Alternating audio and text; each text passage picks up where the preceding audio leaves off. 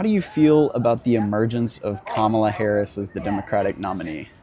I think it's a little bit strange. I think that they waited till the last minute until they didn't have to do an open nomination to prop her up, which isn't very democratic. Um, I think that they should have definitely done an open nomination. It definitely would have made them look like they have less structure between the party, but at the same time, that's really choosing what people want in office, and I think that she just kind of got thrown up there from all the people that are the elites in that Democratic Party. Yeah. How do you feel about the 2024 Democratic primary? I think. Wait, I think it's just not really good. I don't know. Yeah. I haven't really been watching any of the conventions or anything like that. But I know that the debate's tonight, right? Is that true? The debate is tonight. Yeah. Donald Trump and Kamala Harris at 8 p.m. Central Time I'll be tuning into that. I'll be on tuning into ABC, I believe. Yeah. But yeah, so the Democrats didn't really have a primary, and they just No. kind of Threw her made up there, Biden the person, and then until the Trump debate, which was one of the earliest debates that has ever happened. They did that to kind of just make him look like a It fool, is and kind of then interesting throw up their candidate. how that happened. But we'll move on from that. What issues matter most to you as a college student? To me, I like no tax on tips. I think that there's no chance in fuck that I can buy a house, so that sucks. So that probably needs to change pretty soon. Inflation going down would be great. Pulling ourselves out of wars that don't matter to our interests as a country, and kind of pooling that money towards our own citizens, which is a hard pitch in a boardroom. But what are we doing here? Why have we sent hundreds of billions of dollars to these countries that literally have not benefited us in any way? I don't know. It's a view shared by many other Gen Z people. But, yeah. And the border, maybe. That's also pretty bad. I used to go hunting down there on Del Rio in Texas, and I stopped going because they now have military people on there and Hummers, and I recently saw some people running across the border with really? duffel bags that were duct taped and all black. So dang. decided to stop going down there as much. You have family down there? My friend owns a ranch down there. Okay. Yeah. Does he have a lot of issues? It's really not we've had run-ins with illegal immigrants, but it's never anything really bad. It's just them, they pull out their Bible, they just tell us their story, and then they get picked up by Border Patrol and get processed, and that's it. Gotcha. Yeah. Do you think if Kamala Harris were to get elected, there would be any change?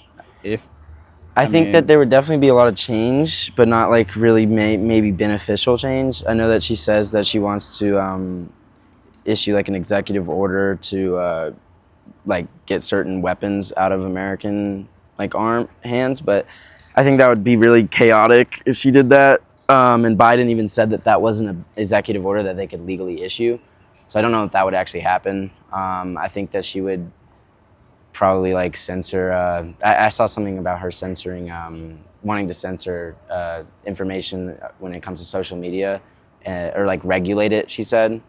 Don't really like the sound of that, because that's just people talking with each other without regulation. Why does that need to be regulated?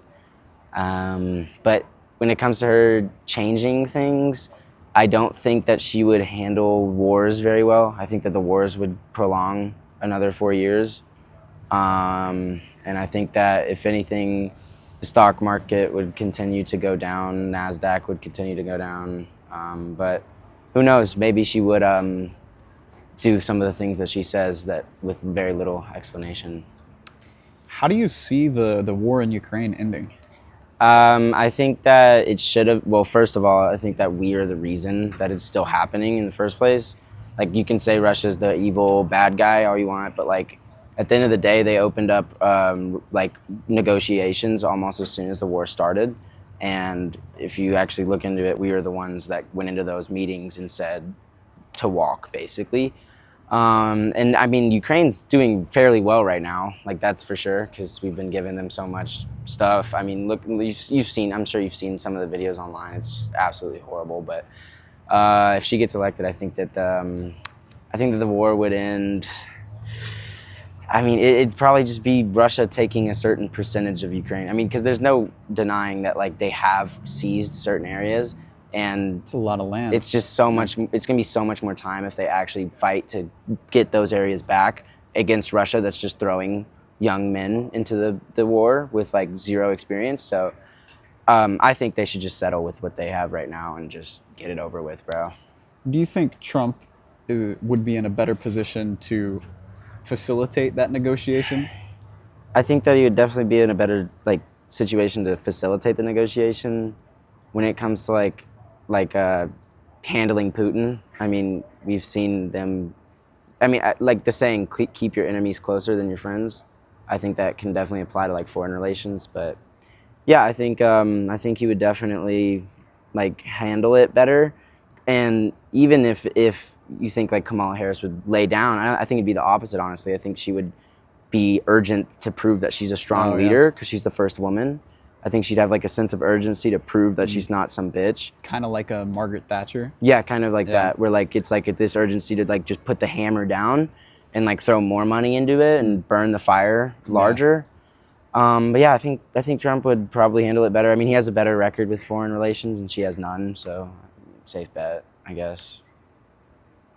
What do you think's going to happen tonight during the debate? Nancy Pelosi actually said that Trump wouldn't show up. I don't think Really? that's very true.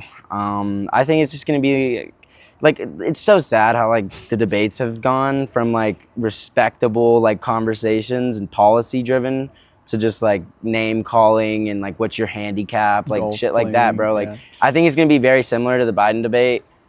In this fact that there's no respect between both of them. They're just going to talk shit the entire time. And maybe mention like policy 10% of the debate. But yeah, I think it's going to be pretty shitty. I might not even watch all of it depending on how it goes at the beginning. Yeah. It is wild. Like looking back, have you seen the 2012 debate? Yeah, Obama and Romney. Yeah. Yeah. It's just night and day between now and then. It's but, ridiculous, Yeah, bro. really wild. One more thing. So who do you think will come out victorious tonight, if either of them? I think for the American people, it'll just be a general loss.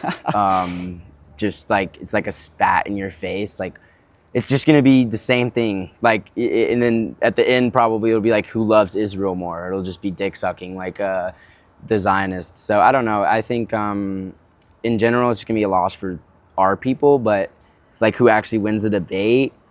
I mean, it depends because they both have so much on each other. Like Trump. Like she's probably gonna say convicted felon like 40 times, and he's probably gonna say border czar 40 times. So, I mean, I think it'll be a neutral debate all around. But yeah, that's kind of my view on it. I lied. One last question. It's all good, bro. So where do you get your news from, and then how often do you check those sources? Well, it depends on the kind of issue. I'm not really too interested in the Ukrainian-Russian war anymore. I don't really. It's just like, oh, this is still happening. That's the only news that there really is. When it comes to Israel and like Gaza and West Bank stuff, I usually get my information from, I guess, Democracy Now! Is a good website. I'm very like against everything that's happening over there, so I typically probably have a more biased news sources from that. But I also follow pages like I usually use Instagram. And I also use like online, like Google and stuff like that. But honestly, like there are certain things that you can get on Instagram and TikTok that you will not find on any major like news publications. Just like first-hand videos, stuff like that. Some of that stuff could be AI generated. You never know because it's the internet. But dude, after you've seen 60 videos of the same shit happening, it's very, very like unrealistic to say that that's not happening. So yeah, Democracy Now! Is really good for that war. Middle Eastern Eye is really good. And then just kind of have an opposite viewpoint. I follow like a couple other pages like The Typical Liberal and like mindset of the rich or something. But yeah, I think it definitely depends on the issue. When it comes to American politics, I don't really do too much research into it. I know a lot, but like I don't really go digging for certain things about either candidate, because it's just like, the way I see it, you're picking which pile of shit smells better at this point. And like, yeah, I think they're both not optimal for the American people, but when it comes down to it, like, Kamala's just like corporate capture as a person, in my opinion. So I don't know. Very insightful. Thank you Yeah. very much. Of course, bro.